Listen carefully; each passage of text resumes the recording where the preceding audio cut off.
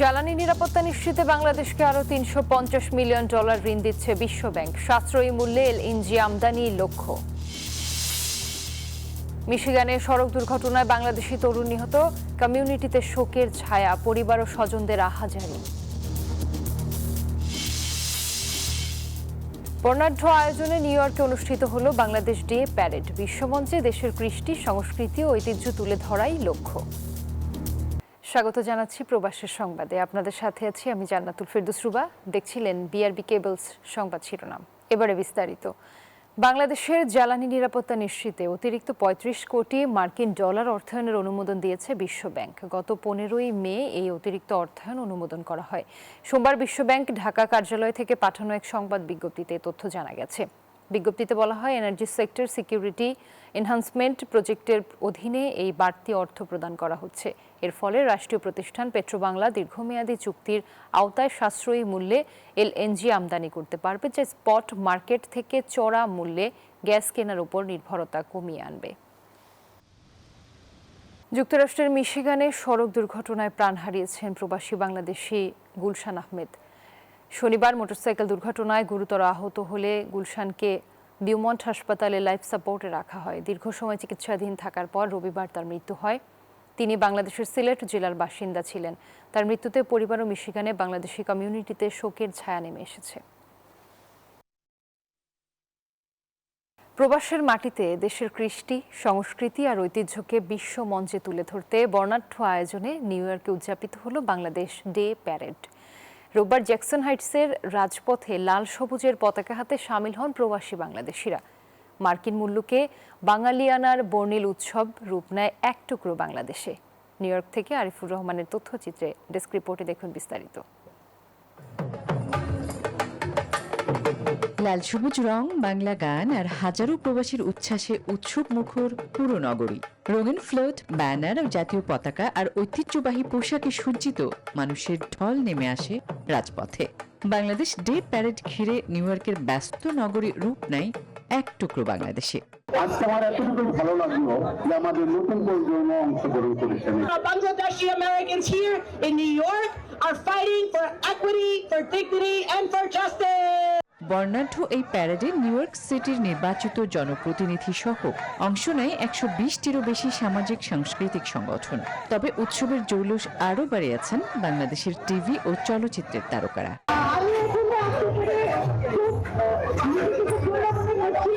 New ইয়র্কের পাশাপাশি new jersey, Connecticut, Pennsylvania এবং ভার্জিনিয়া থেকেও হাজার হাজার প্রবাসী বাংলাদেশি যোগ দেন এই উৎসবে।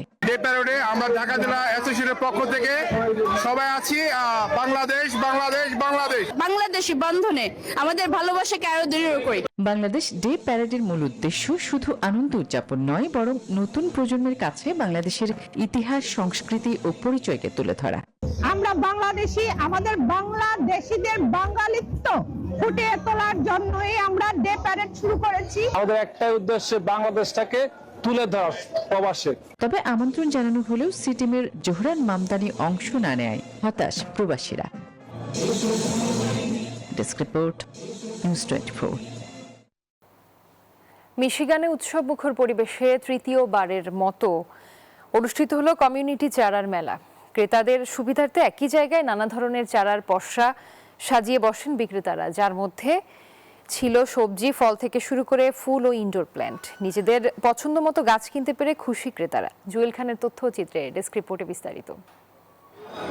বাংলাদেশের মতো বিদেশের মাটিতেও নিজেদের বাড়িতে চাষাবাদ করে থাকেন অনেক প্রবাসী। তবে বিদেশের মাটিতে দেশি সবজির চারা পাওয়া কষ্টকর, তাই বাণিজ্যিকভাবে দেশি চারা চাষ করছেন বাংলাদেশিদের একাংশ, আয় করছেন লাখ লাখ টাকা।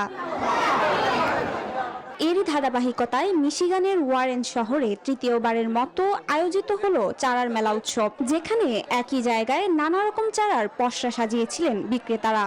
যদিও শুরু হয়েছিল একদম খারাপ মেঘলা দিন নিয়ে, কিন্তু এখন রোদে ঝলমল করছে আলহামদুলিল্লাহ। তো গতবারের মতো এইবারও আমাদের মেলাটা সাকসেসফুল, আপনাদের সবার কি বলবো পার্টিসিপেশনে।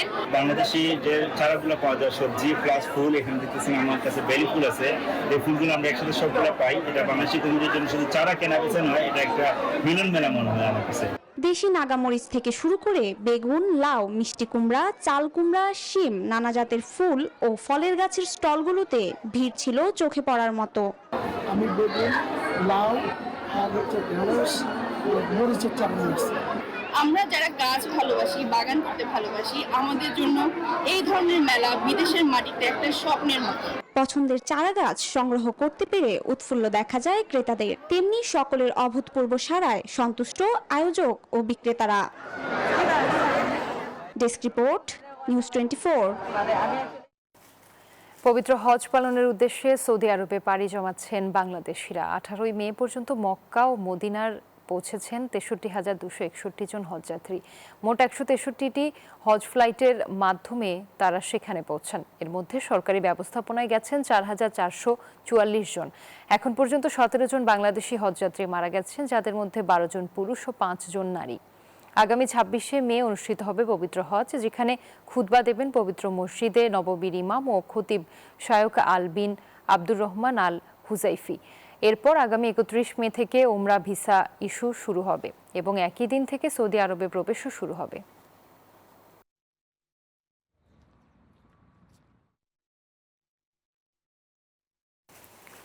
ওমানে উৎসবমুখর পরিবেশে উদযাপিত হলো বাঙালি সংস্কৃতির প্রধান উৎসব বাংলা নববর্ষ। বাংলাদেশ সোশ্যাল ক্লাব ওমানের উদ্যোগে দেশটির সোয়াইদি ওয়াটার পার্কে আয়োজন করা হয় দিনব্যাপী বর্ণাঢ্য বৈশাখী মেলা। সাধারণ সম্পাদক মোহাম্মদ আব্দুল হামিদের সঞ্চালনে অনুষ্ঠানে প্রধান অতিথি ছিলেন ওমানে নিযুক্ত বাংলাদেশের রাষ্ট্রদূত খন্দকার মিসবাউল আজিম, চেয়ারম্যান আজিমুল হক বাবুল সহ আরও অনেকে। বিভিন্ন উইংয়ের শিল্পী ও স্কুল শিক্ষার্থীদের নাচ, গান, কবিতা আবৃত্তি এবং নাটকের অনবদ্য পরিবেশনা মুগ্ধ করে উপস্থিত দর্শকদের। পরে বিভিন্ন প্রতিযোগিতায় বিজয়ীদের মাঝে পুরস্কার বিতরণ করা হয়। এই আয়োজনটাকে সুন্দর করার জন্য আমি বাংলাদেশ সোশ্যাল ক্লাবকে আন্তরিক ধন্যবাদ জ্ঞাপন করছি। প্রতি বছরের মতো আপনারা অনুষ্ঠানটা আয়োজন করেছেন, তবে আমি মনে করি এবারের আয়োজনটি সত্যিই অত্যন্ত মনোমুগ্ধকর, অত্যন্ত আনন্দময় হয়েছে। দেশের আকাশে পবিত্র জিলহজ মাসের চাঁদ দেখা গেছে। আগামী 28 মে উদযাপিত হবে মুসলমানদের অন্যতম বড় ধর্মীয় উৎসব পবিত্র ঈদুল আজহা। জাতীয় চাঁদ দেখা কমিটির সভায় সিদ্ধান্ত জানানো হয়। সোমবার সন্ধ্যায় ধর্ম বিষয়ক মন্ত্রী কাজী শাহ মোফাজ্জল হোসাইন কায়কোবাদের সভাপতিত্বে ইসলামিক ফাউন্ডেশনের বাইতুল মোকাররম সভাকক্ষে এই সভা অনুষ্ঠিত হয়। দেশের বিভিন্ন জেলা থেকে জিলহজ মাসের চাঁদ দেখার তথ্য পাওয়ায় 19 মে থেকে শুরু হচ্ছে পবিত্র জিলহজ মাসের গণনা শুরু। সেই হিসেবে আগামী 28 মে দেশে উদযাপিত হবে পবিত্র ঈদুল আজহা। দেশের আকাশে পবিত্র জিলহজ মাসের চাঁদ দেখা গিয়েছে। 28 মে 2026 তারিখ বৃহস্পতিবার সারা দেশে পবিত্র ঈদুল আজহা উদযাপিত হবে। অর্থনৈতিক প্রবৃদ্ধি ও কর্মসংস্থান সৃষ্টির লক্ষ্যে আগামী অর্থবছরের জন্য 3 লাখ কোটি টাকার বার্ষিক উন্নয়ন কর্মসূচি ঘোষণা করেছে সরকার। সোমবার প্রধানমন্ত্রী তারেক রহমানের সভাপতিত্বে এনএসসির বৈঠকে এডিপি অনুমোদন দেওয়া হয়। পরে ব্রিফিংয়ে অর্থমন্ত্রী জানান, ভঙ্গুর অর্থনীতি পুনরুদ্ধারে বড় আকারের বাজেটের বিকল্প নেই। রাজধানীর আগারগাঁওয়ে পরিকল্পনা কমিশন মিলনায়তনে প্রধানমন্ত্রী তারেক রহমানের সভাপতিত্বে জাতীয় অর্থনৈতিক পরিষদের বৈঠক অনুষ্ঠিত হয়। এতে 2026-27 অর্থ বছরের বার্ষিক উন্নয়ন কর্মসূচি, সংস্কার ও উন্নয়নের পঞ্চবার্ষিক কৌশলগত রূপরেখা শীর্ষক 5 বছর মেয়াদী অর্থনৈতিক কৌশলপত্র উপস্থাপন ও অনুমোদন হয়। বৈঠক শেষে অর্থ ও পরিকল্পনা মন্ত্রী আমির খসরু মাহমুদ চৌধুরী জানান, অর্থনীতিতে গতি ফিরিয়ে কর্মসংস্থান সৃষ্টির লক্ষ্যেই 3 লাখ কোটি টাকার বার্ষিক উন্নয়ন কর্মসূচি হাতে নিয়েছে সরকার। বলেন, প্রকল্পের অগ্রগতি ও স্বচ্ছতা নিশ্চিত করতে বিশেষভাবে নজর দেবে সরকার। প্রস্তাবিত এডিপির মোট আকার ধরা হয়েছে 3 লক্ষ কোটি টাকা। এর মধ্যে জিওবি বাংলাদেশের অর্থায়নে, সরকারের অর্থায়নে 1,99,000 কোটি টাকা এবং প্রকল্প ঋণ অনুদান 1,10,000 কোটি টাকা। চলমান অর্থ বছরের তুলনায় এটি বড় আকারের উন্নয়ন কর্মসূচি, যা সরকারের বিনিয়োগ ও বাস্তবায়ন সক্ষমতা বৃদ্ধির ইঙ্গিত দেয়। মন্ত্রী জানান, নির্বাচনী ইশতেহার ও বিভিন্ন পরিকল্পনার প্রতিফলন থাকবে আগামী বাজেটে। ভঙ্গুর অর্থনীতি থেকে ঘুরে দাঁড়াতে এ নিয়ে আগামী 5 বছরের একটি পরিকল্পনা রয়েছে। রাজস্ব আদায় বাড়াতে আয়ের খাত বৃদ্ধির পরিকল্পনার কথাও জানান তিনি। বড় বাজেটে আমরা যাচ্ছি যে এই বিনিয়োগ ছাড়া এই ভঙ্গুর অর্থনীতি থেকে বেরিয়ে আসার কোনো সুযোগ নেই। এই বিনিয়োগের প্রয়োজন এই জন্য দেখা বাংলাদেশের রাজস্ব আদায়ের হার বিশ্বের একেবারে নিম্ন পর্যায়ে। সুতরাং আমরা তো সেই জায়গায় রাখতে পারবো না। একটা দেশ যখন সামনের দিকে এগিয়ে যাবে, যে অর্থায়ন করতে হলে সেটা আমাদেরকে অবশ্যই বাড়াতে হবে, এবং এটার জন্য আমরা এনবিআর এর একটা রিফর্ম প্রোগ্রামে যাচ্ছি, এবং এইগুলোর রাজস্ব আদায়ের ক্ষেত্রে আমাদের নেটওয়ার্ক যেটা, সেটা আমরা বড় করতে যাচ্ছি। বহুদিন নেটওয়ার্কের কথা শোনা গেছে, কিন্তু নেটওয়ার্ক তো বড় হয়নি। বলেন, দুর্নীতি লুটপাট করতে অনেক প্রকল্প নিয়েছিল বিগত সরকার, তাই সব প্রকল্প নতুন করে পর্যালোচনা করা হচ্ছে। বিভিন্ন উন্নয়ন প্রকল্পের পরিচালক নিয়োগে সরকার নতুন পদ্ধতি অনুসরণ করবে বলেও জানান অর্থমন্ত্রী। আর যেগুলো আসলে প্রয়োজনীয়তা নাই সেগুলো বাদ দেওয়া হবে। সাইফুল ইসলাম, নিউজ 24, ঢাকা। 2026-27 অর্থ বছরে 6,95,000 কোটি টাকা রাজস্ব আদায়ের যে পরিকল্পনা করছে সরকার, তা বাস্তবায়ন অসম্ভব বলে মনে করছেন অর্থনীতিবিদরা। সোমবার রাজধানীর একটি হোটেলে নাগরিক প্ল্যাটফর্ম আয়োজিত সেমিনারে আগামী অর্থ বছরে 1,40,00,000 টাকার রাজস্ব ঘাটতি হতে পারে বলে শঙ্কা প্রকাশ করেন অর্থনীতিবিদরা। বলেন, বাজেটে কর আদায় না বাড়লে যুক্তরাষ্ট্রের সঙ্গে যে বাণিজ্য চুক্তি হয়েছে সেটিও অর্থনীতিতে চাপ বাড়াবে। কঠিন এক সন্ধিক্ষণে দাঁড়িয়ে দেশের অর্থনীতি। একদিকে উত্তরাধিকার সূত্রে পাওয়া উচ্চ মূল্যস্ফীতি, রাজস্ব ঘাটতি ও দেশি বিদেশি ঋণের চাপ, অন্যদিকে রাজনৈতিক প্রতিশ্রুতি বাস্তবায়নের চ্যালেঞ্জ। এমন বাস্তবতায় রাজনৈতিক প্রতিশ্রুতি ও মানুষের প্রত্যাশাগুলো সামনে রেখে নাগরিক প্ল্যাটফর্মের প্রাক বাজেট এই সংলাপ। গবেষকরা বলছেন, আগামী অর্থ বছরের রাজস্ব আদায়ের লক্ষ্য অর্জনে 42% প্রবৃদ্ধি প্রয়োজন। বাংলাদেশের ঐতিহাসিক বাস্তবতায় তা প্রায় অসম্ভব। আমরা মনে করি যে ট্যাক্স ইভেশনের কোনো অফিসিয়াল এস্টিমেট নাই, এটা একটা হতে হবে। আপনি আয়ের জন্য যেই লক্ষ্যমাত্রা দিচ্ছেন জাতীয় রাজস্ব বোর্ডকে, তা তো পরিপালন করার কোনো সুযোগই তার নাই। এখনই বলতে পারি আমরা যে 20 থেকে 25% যে আয়ের প্রাক্কলন করা হয়েছে তা বাস্তবায়ন হবে না। আগামী বাজেটে 1,40,000 কোটি টাকা ঋণের সুদ হিসেবে ব্যয় করতে হবে। সরকারের এমন ঋণ নির্ভরতা বেসরকারি খাতে ঋণ প্রবাহ কমিয়ে দিয়েছে, যার ফলে মূল্যস্ফীতির চাপ বাড়ছে। তাই এমন ঋণ নির্ভরতা থেকে সরকারকে ধীরে ধীরে বেরিয়ে আসার পরামর্শ দেন অর্থনীতিবিদরা।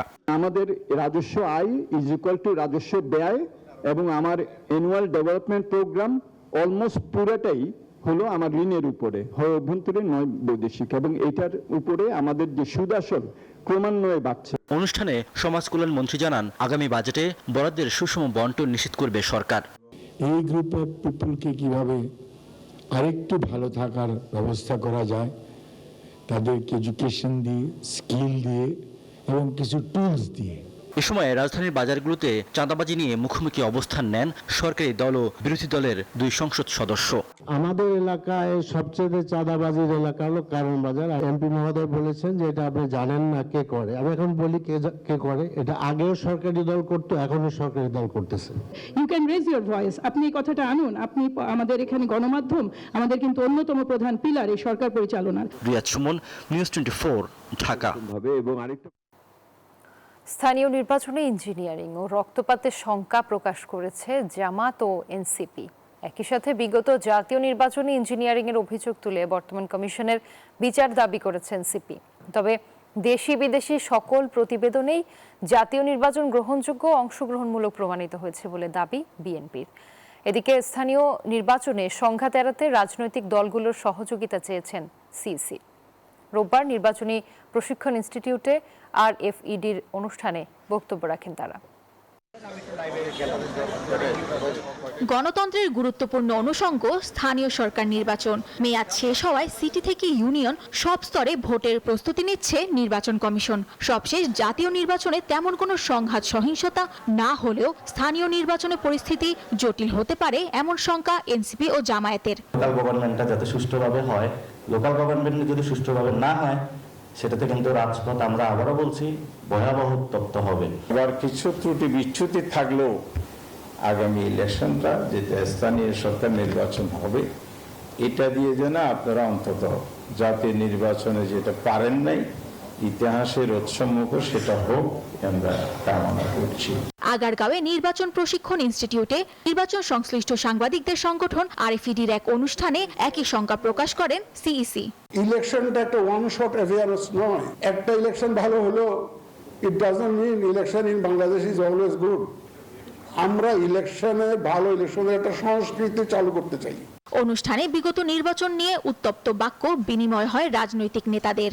কিভাবে ডিসি অফিসে নগ্নভাবে একটা ইলেকশনের ইঞ্জিনিয়ারিং করতে পারে সেটা সাক্ষী এই বাংলাদেশ দেখেছে। জনগণের ভোট রায় অবিরতে অপেক্ষা করা হয়েছে।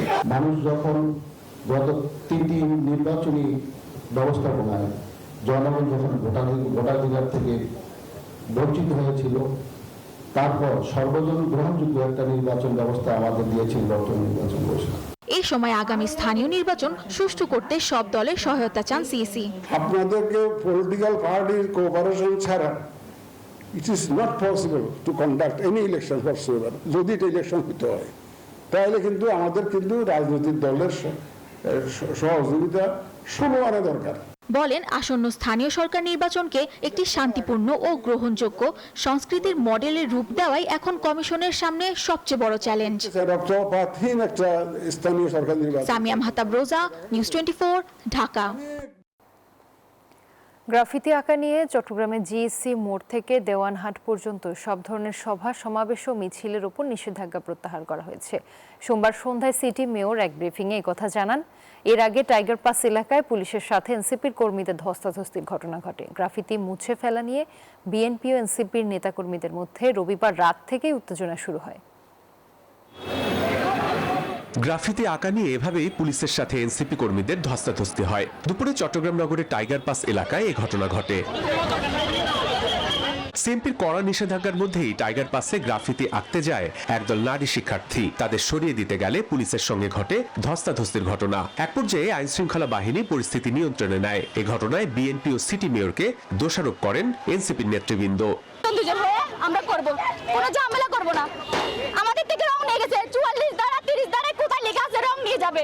অঙ্কন করে চলে আসতেছিলাম, তখনই নেককারজনকভাবে আমাদের উপর হামলা করার চেষ্টা করা হয়েছিল। আইনানুগ নির্দেশ অমান্য করে আমাদের কর্ডন ক্রস করার চেষ্টা করেছে, আমরা সেখানে বাধা দিয়েছি। জুলাইয়ের গ্রাফিতি মুছে ফেলা নিয়ে রোববার রাত থেকেই শুরু হয় বিএনপি এনসিপির বিরোধ। এই প্রেক্ষিতে সকাল থেকে জিএসসি মোড় থেকে দেওয়ানহাট পর্যন্ত প্রধান সড়ক ও আশপাশের এলাকায় সব ধরনের জনসমাবেশ, মিছিল ও সভা সমাবেশ নিষিদ্ধ করে সিএমপি। তবে সন্ধ্যার পরে তা প্রত্যাহার করে নেওয়া হয়। বৈষম্য বিরোধী আন্দোলনের এর এসেছে, আমরা তাদের কিছু কাজে গণ অধিকার পরিষদ, বৈষম্য বিরোধী আন্দোলন, ইভেন অন্য যারা সংগঠন আছে, আমরা তাদেরকে বলেছি যে you people have 100% right to do that. তো এই ব্যাপারে তারাও যদি কোনো পিলার রং করতে চায় তারা করতে পারে, আর তারা যদি আমার কাছ থেকে আর্থিকভাবে কোনো সহযোগিতা চায় অবশ্যই আমি করবো। বর্তমানে পরিস্থিতি স্বাভাবিক রয়েছে বলে দাবি করেছে পুলিশ। Desk report, news 24। বাগেরহাটের মোরেলগঞ্জে মিঠু শেখ নামে এক বিএনপি কর্মীকে কুপিয়ে হত্যা করেছে দুর্বৃত্তরা। সোমবার সন্ধ্যায় হোগলাপাশা ইউনিয়নের বোলপুর গ্রামে ঘটনা ঘটে। পুলিশ স্থানীয়রা জানায় বিকেলে বাড়ির কাছে খেতে কাজ করে বাড়ি ফিরছিলেন মিঠু। এ সময় দুর্বৃত্তরা তাকে কুপিয়ে এক হাত কেটে নিয়ে যায়। তাকে উদ্ধার করে বাগেরহাট সদর হাসপাতালে নিলে চিকিৎসাধীন অবস্থায় মিঠু মারা যায়। জমি জমা সংক্রান্ত বিরোধের জেরে এ হত্যাকাণ্ড ঘটতে পারে বলে প্রাথমিকভাবে ধারণা করছে পুলিশ। হত্যাকাণ্ডের বিচার দাবি করেছেন স্বজনেরা।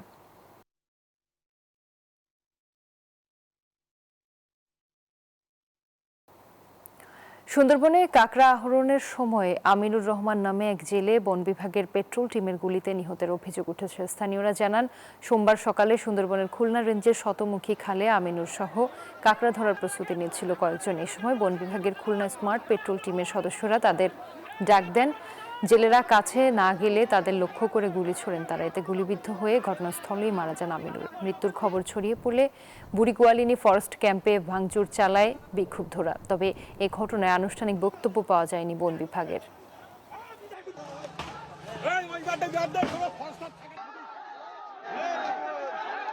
আর এই ছিল প্রবাসী সংবাদে। আরও সংবাদ বিশ্লেষণ জানতে ভিজিট করুন news24bt.tv। ধন্যবাদ।